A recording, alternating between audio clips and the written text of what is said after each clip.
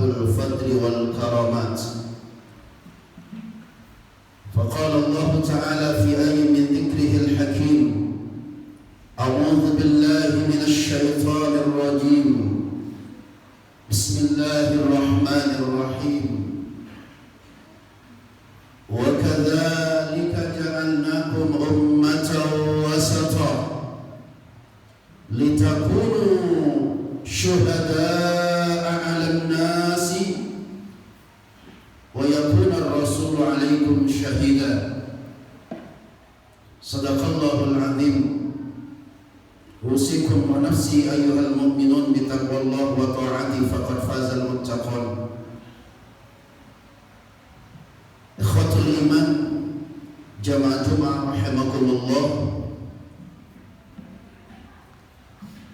Salah satu sunnah yang bagus untuk kita lakukan ketika hendak melaksanakan wudu adalah al-istinsyaq wal istinsyar wal madmadah.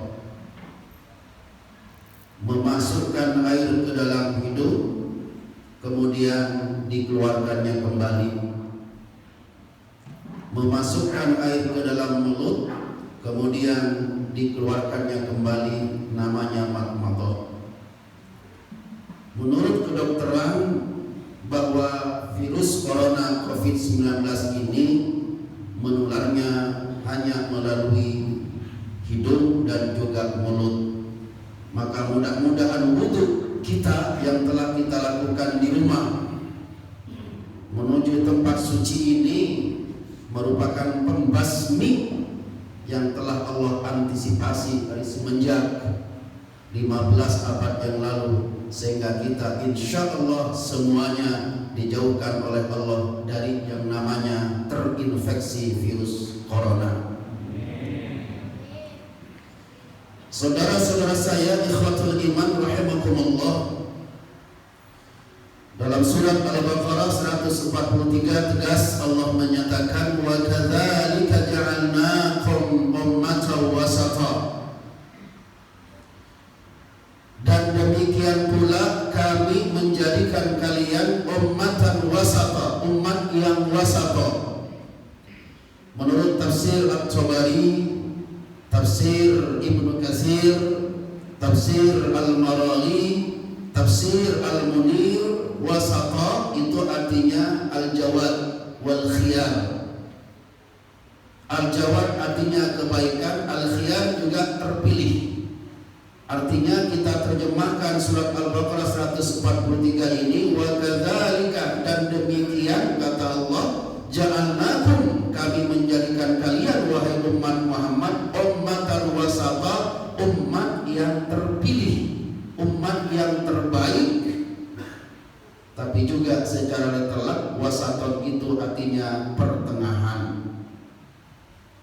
Kenapa umat Muhammad ini menjadi umat pertengahan?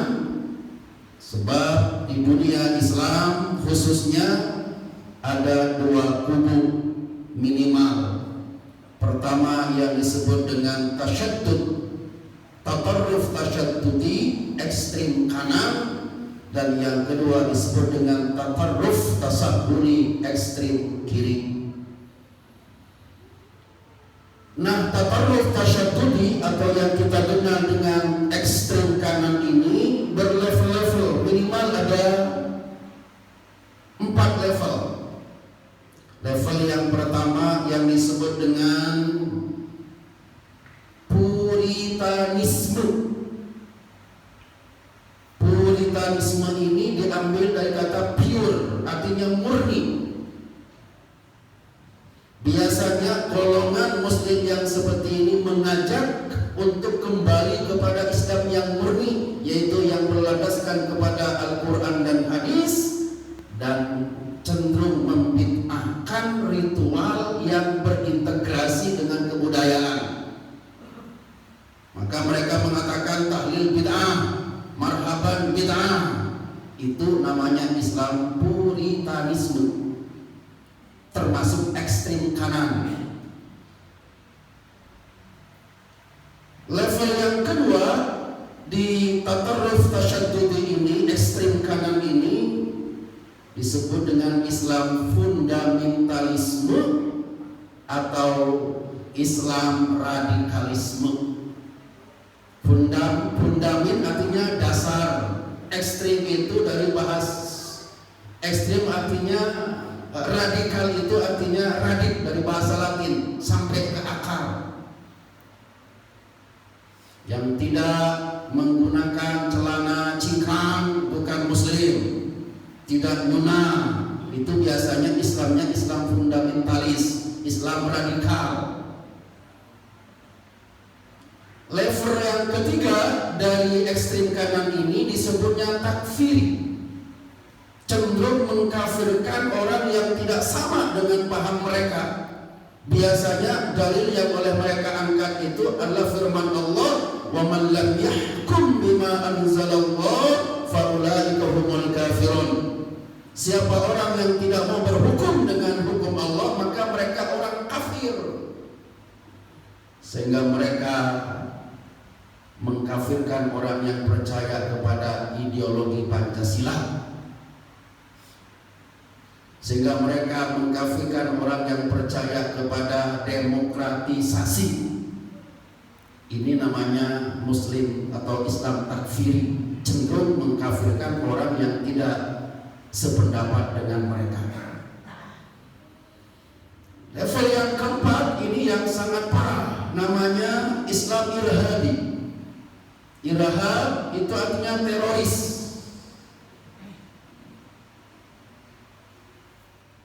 Ini yang cenderung bukan hanya menganggap orang kafir, tapi mereka yang tidak sesuai dengan pendapat mereka dibom.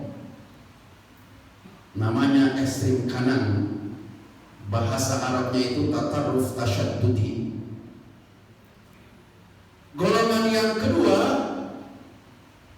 disebutnya tatarruf tasahuli. Bahasa kitanya mah liberal. Dari kata to liberate artinya membebaskan. Jadi agama itu dimudah-mudahkan, apapun yang kalian lakukan asal logis itu benar. Maka mereka itu mengajukan kepada Menteri Agama bahwa ibadah haji itu jangan hanya dilakukan sekali dalam setahun, bukan hanya Syawal, Dzulqa'dah, Dzulhijjah, tapi bisa dilaksanakan di bulan Rabiul Awal. Apa alasan logis mereka? Biar dapat sedek-sedek, sehingga korban akan terminimalisir. Yang kayak gini namanya Muslim liberal. Dari kata to liberate, bebas dan menggampang-gampangkan. Islam itu memang gampang, tadi tidak boleh digampang-gampangkan. Islam itu memang mudah, tapi tidak boleh dimudah-mudahkan. Maka kata Allah, wa kadzalika ja'alnakum ummatan wasata litakunu syuhada'a 'alan nas. Maka kami jadikan engkau wahai umat Muhammad sebagai wasatan, umat yang moderasi, ada di tengah antara ekstrem kanan dan ekstrem kiri.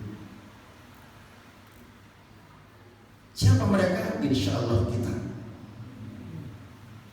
kitalah umat yang wasaton, yang kata tafsir Al-Munir itu terpilih, terbaik. Apa ciri Islam yang wasaton itu atau Islam moderat? Pertama, cirinya adalah tasamuh. Tasamuh itu toleran. Dia itu menghargai orang yang berbeda paham dengan kita, asalkan sumbernya sama dari Al-Quran dan hadis. Adapun beda penafsiran, adapun beda interpretasi, mereka saling menghormati. Jadi kata orang yang menganut aliran tasamuh ini, moderat ini, pertanyaan yang bijak itu bukan 5 tambah 5 berapa. Sebab kalau 5 tambah 5 berapa, pasti hasilnya adalah 10. Muslim yang moderat itu selalu mengajukan pertanyaan, menurut Anda 10 itu berapa tambah berapa? Oh, kata organisasi A itu mah 1 tambah 9, hasilnya 10. Kata organisasi B, bukan, itu mah 2 tambah 8, hasilnya juga 10. Kata organisasi C, bukan, itu mah 3 tambah 7, hasilnya juga 10. Yang penting sama-sama berijtihad untuk mencapai angka 10. Dan semuanya dijamin benar oleh Allah, meskipun nanti dihukuminya di akhirat. Itu ada di surat Al-Baqarah ayat 113. Qalatil yahudu laysatin nasara ala syai' wa qalatin nasara laysatil yahudu ala syai' wa hum yusruna al-kitab wa kadzalika qala alladziina la ya'lamuna misla qawlihim wallahu yahkumu fima ikhtalafu yaumal qiyamah. Berkata orang-orang Yahudi kepada orang Nasrani, mereka itu tidak punya landasan apa-apa. Dibalas oleh orang Nasrani, justru Yahudi yang tidak berdasar apa-apa. Padahal mereka semuanya pada membaca kitab-kitab mereka pun juga akan berkata seperti itu, menuduh orang lain salah. Siapa? Orang yang ilmunya dangkal, orang yang terus membid'ahkan. Biasanya itu baru membaca satu referensi. Ibarat kita punya garam 1 sendok, lalu garam 1 sendok itu dimasukin ke gelas, pasti airnya asin. Tapi kalau 1 sendok garam itu kita masukin ke kolam, diubek-ubek, diminum, airnya nggak kerasa asinnya. Apa bedanya? Padahal sama-sama 1 sendok garam, wadahnya. Artinya apa? Orang yang wawasannya luas, dia cenderung moderat, cenderung saling menghargai. Contohnya apa? Darul Fikri. Mereka yang menutup masjid, silakan. Kenapa? Karena mereka punya pendapat ad-darar yuzal, bahwa yang membahayakan itu harus dihilangkan. Lalu kenapa Darul Fikri tetap mengadakan Jumatan? Yakin bahwa dengan wudhu Bapak yang tadi memasukkan air ke hidung, memasukkan air ke mulut, kemudian dikeluarkan, maka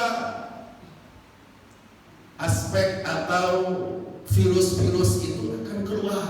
Masuk ke masjid, kita berdoa, Allahumma fili dhunubi waftah li abwaaba rahmatik, ya Allah ampuni dosa-dosa aku. Kalau virus itu makan dosa kami, dan bukakan kepada kami kasih sayangmu. Masa iya orang yang dikasih sayangi oleh Allah akan dikasih penyakit?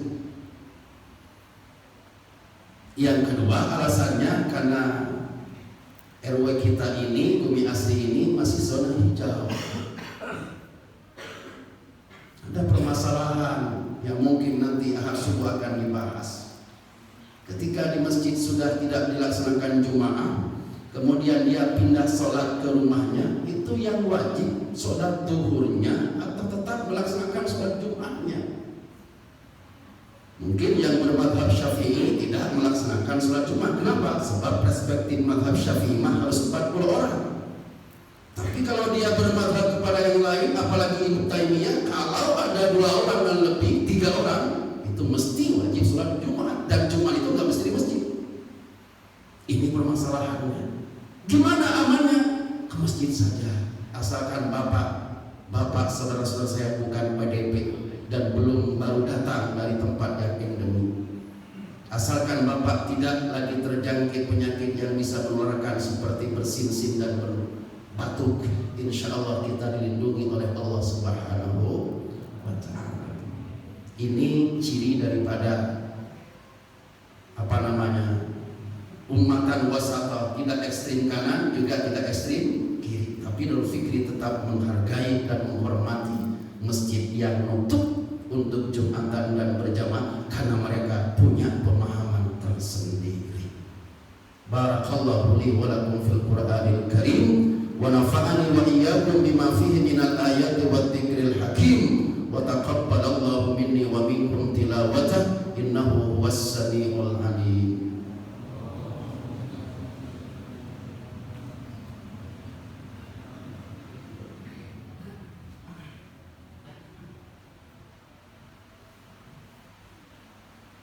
Innal hamdalillah nahmaduhu wa nasta'inuhu wa nastaghfiruh wa na'udzu billahi min shururi anfusina wa sayyiati a'malina.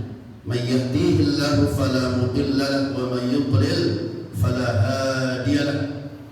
Inna asdaqal hadisi kitabullah wa khairal hadi hadi Muhammadin sallallahu alaihi wasallam.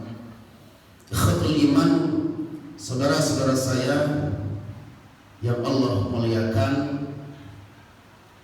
wasaton itu selain menjadi arti paling baik juga berarti al-i'tidal, bersifat adil.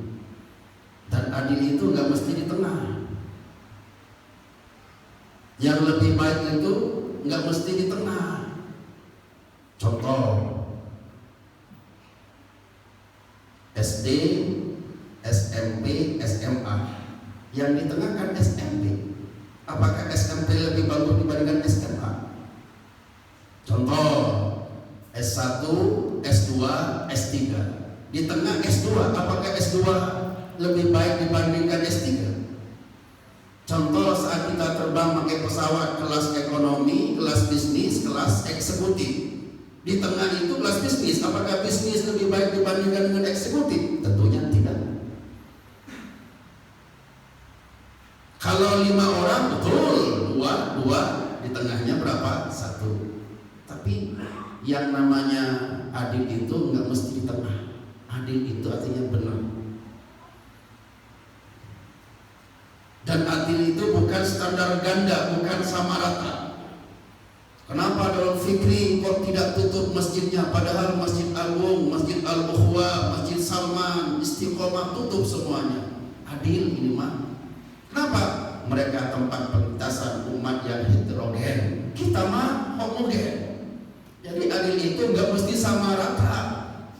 Adil itu nggak mesti di tengah, adil itu benar. Itulah namanya umatan wasata. Taghayyurul hukmi bi taghayyuril azmina wal amkinah. Hukum itu elastis sesuai dengan perputaran lokus dan tembus, waktu dan tempat.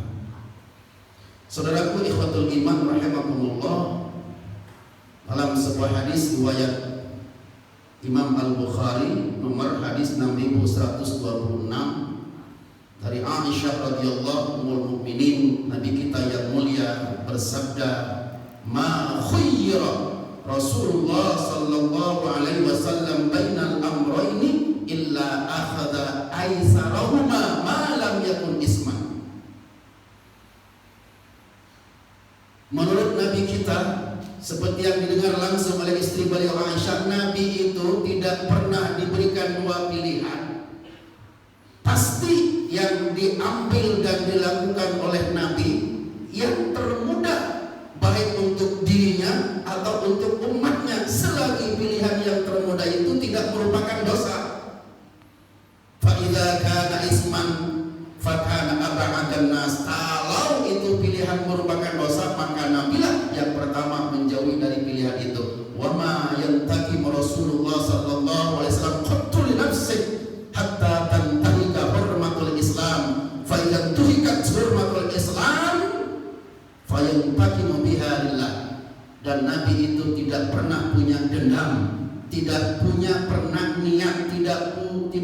punya niat untuk membalas kalau beliau didolimi secara individual, mengalah terus. Tapi kalau Islam yang disinggung, Islam yang dilecehkan, maka Nabi yang pertama kali tampil ke depan untuk mencapai ridha Allah Subhanahu wa taala.